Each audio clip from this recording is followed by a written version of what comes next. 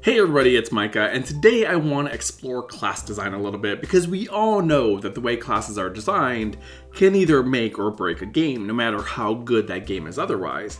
Originally, I was going to compare two very specific classes to show one class that's done really well and one that's done not so well, but I felt there was just too much to talk about, so separation of these topics was going to be mandatory, and I couldn't do them justice in one long video, nor did I want to make you sit through a video that was just going to be that massive. So let's look at what went wrong with what's likely the most criticized class in Final Fantasy XIV and one of the most criticized classes in MMOs that are out there right now, Blue Mage. Before I begin, for those of you who may not know, Blue Mage is a wildly popular and much loved job class from the Final Fantasy series, and has appeared in multiple games in various forms. But if you really want to boil it down into simple terms, a Blue Mage is basically just a magic user that can learn the magical and physical attacks of various creatures in the world, and then use them as their own in lieu of traditional magic. And ever since Final Fantasy XIV was originally released back in 2010, people have been asking about how and when the Blue Mage is going to be implemented into the game. It was in fact one of the most requested classes. Square Enix of course knew this, and Yoshida said they were working on it, but they didn't know just how to make it work considering how the game functions. He also stated that he felt the traditional way of learning magic, which is a core feature that makes a Blue Mage, going out into the world and fighting monsters to learn their attacks, was problematic because it would mean that those people who didn't want to go out and actively learn their spells would be excluded from content. And gods forbid anybody be excluded from anything in Final Fantasy XIV for not wanting to put at least a little bit of effort into it. So when Blue Mage was finally announced, that announcement exploded. I mean, it was a huge deal, and the player base was ecstatic. This is something we've been waiting for. However, there was a huge caveat. It was going to be released as a limited job, which is an aspect that's going to be covered more in part 2. But in this video, we're going to look at the job itself, its design, and the way it plays. So that being said, I'm going to begin with what's least important, the superficial part of the job. When Blue Mage was first revealed, what we were introduced to visually was a recreation of the Blue Mage as we knew it from the early Final Fantasy titles, with a flamboyant blue suit and a small mask, reminiscent of a cross between the ringleader of a circus and a stage magician. Keeping true to most of their design choices in the game, they went again with whimsy. This whimsy also leaks into the story quests for Blue Mage, as it began with just some random dude peddling a strange new job crystal on the streets of Limsa, to the opening of what's basically a circus side act in Uda. They do try to add some sort of seriousness to it by adding an element of the typical, hey, we're gonna stand up to the man and protect the little guy sort of heroic shenanigans, but like many of the job quest stories, it mostly falls flat. Antagonists are easily foiled, protagonists are one-dimensional, and the story just gets wrapped up before it really has a chance to begin. They leaned really heavily into the old Final Fantasy titles, as they usually do, and they relied really heavily on very common storytelling tropes. And in my opinion, as usual, it did not work out as well as it could have. By trying to pay homage to previous Final Fantasy titles and tell a tale that was just much too large for such a short questline, they again limited themselves from a design and story standpoint. One of the best versions of Blue Mage, and again this is only my opinion, was the one that deviated the most from the standard Blue Mage of the series, the Immortals of Final Fantasy XI. These Blue Mages were a group of some of the most feared soldiers and were dedicated to protecting the Empress of Otorgon. They would use magics that strained their mortal coil and had them living in the near constant threat of succumbing to the beast within, which eventually they would, and they knew this.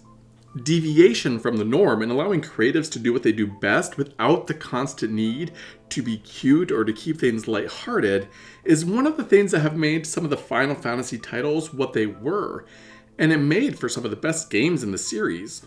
But this sad circus act version of the Blue Mage that was introduced in 14 made me sad.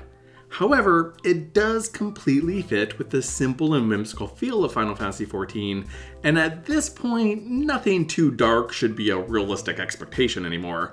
I mean, Yoshida likes what Yoshida likes, and he is set in his ways if he is anything. But I digress. Outside of the look of the class, how it plays is what's really important. And let's begin by taking a look at the leveling process, because instead of doing the standard dungeon crawls, trials, roulettes, and all that stuff to gain experience, Square Enix brought back overworld leveling, which was super exciting. I was happy at the thought of doing a more traditional leveling party again. You were also given the option to level solo if you preferred, as the experience you gain from overworld mobs, which is usually so little becomes inconsequential after you hit the double digits, suddenly became massive, for Blue Mages anyway. At first, this had the effect of people grouping up and fighting monsters together to learn spells and complete objectives.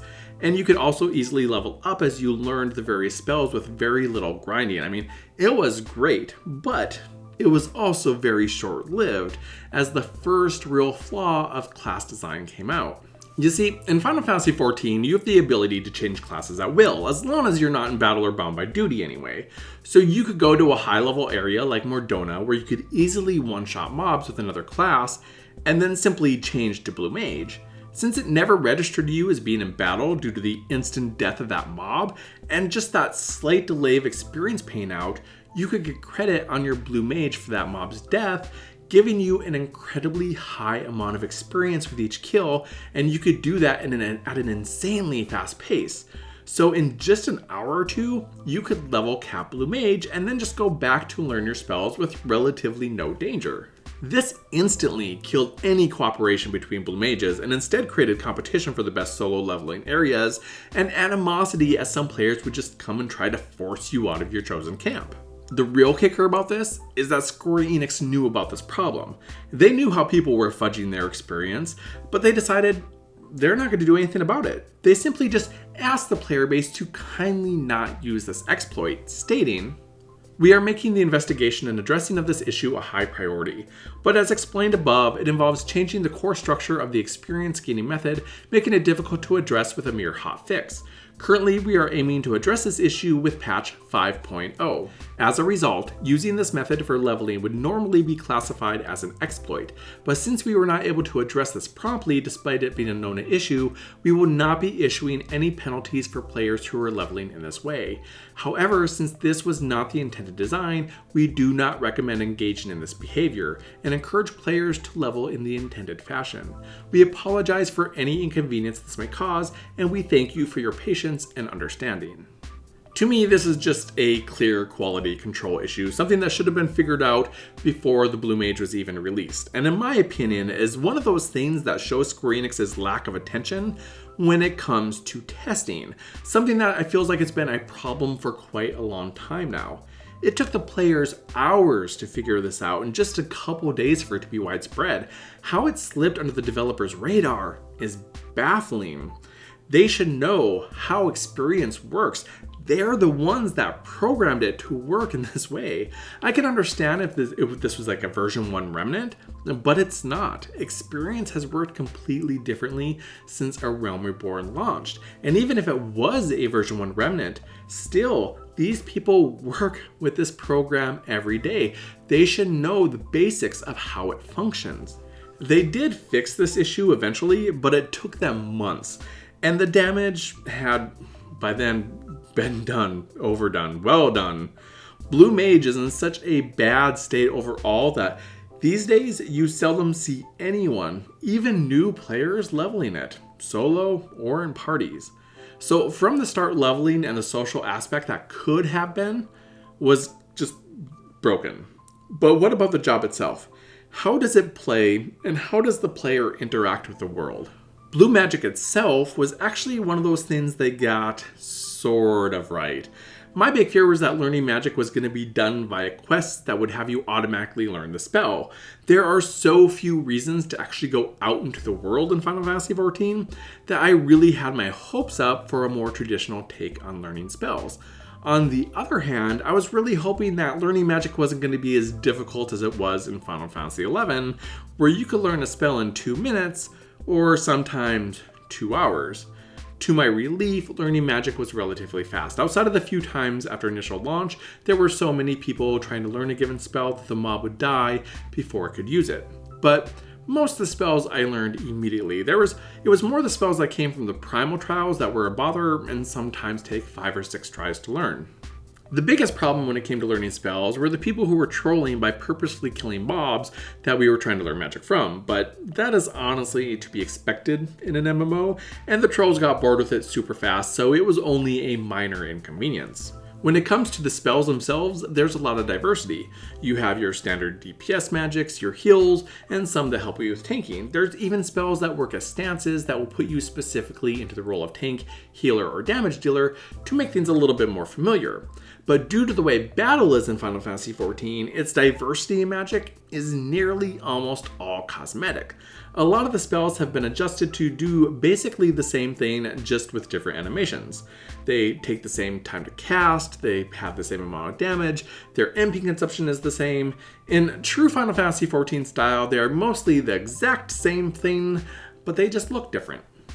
Without the elemental wheel for weaknesses, without a lot of buffs and debuffs, or a lot of the systems that we had in previous Final Fantasy games, not to mention without the proc system that's a core feature of combat in Final Fantasy XIV itself, you spend most of your time tapping a single button in even the most difficult content, unless you want to mix it up to make things look different visually. This takes away a lot of that need to collect spells. It takes away a lot from battle. It just takes away a lot from Blue Mage. So the question is how they could get out of this corner they backed themselves into without fundamentally changing their battle system. Well, instead, they need to fundamentally change the Blue Mage itself, kind of like they did with Machinist. Personally, I think they approached this job all wrong. I feel Blue Mage could have easily been a standard job unlike anything we've seen before, and the devs were either overthinking it or just too scared to deviate from the status quo, something 14 suffers from in a lot of aspects already. And I'm not just talking from my keister here. Let me tell you what I think they could have done. Blue Mage, with its vast array of spells, could have, like it currently does, fit any role. They could have given us a threefer, allowing us to play Blue Mage as a tank, a healer, or a damage dealer. This is something I suggested for both Dancer and Blue Mage years ago in a thread on the official forums where we were discussing the possibilities of Blue. The spells could have been split between three functions. You'd have your tank spells, your healing spells, and your DPS spells, and switching between roles changed which spells you could equip. Stats in 14 are so dumbed down and simplified that they could have just had intelligence, Blue's main stat, work differently depending on stance. And since the majority of spells have merely cosmetic differences, let us learn our core spells via job quests and let us go out into the world to learn the different variations of them. Or better yet, make Blue Mage more traditional. Force people to seek out their spells. If they are not gated by difficult or difficult to access content, if someone can't do a duty because they get kicked for not taking 5 minutes to learn a spell, let them be. We don't need to coddle players as much as we do. Replica spells could share recast times so that nothing could be spammed to make Blue Mage crazy overpowered, and the spellbook could be divided up to make it easy to see which were variations of the same spell. We could have incorporated Unbridled Learning and Unbridled Wisdom into the mix as well, like they did with Fast Cast for Red Mage to create sort of a proc system. Not only would the people who wanted Blue Mage be able to main it like they've always wanted, but it would be open to literally all players, no matter their preferred role. Also, it would take a lot of the work away from creating 3 separate jobs with 3 separate weapons, 3 separate gear sets, 3 separate unique ability sets, and so on. They are almost creating more work for themselves with the current concept and its exclusive content than they would have by just creating a multi-role job. With every expansion, there's always discontent as to what roles are added as well when it comes to the new jobs.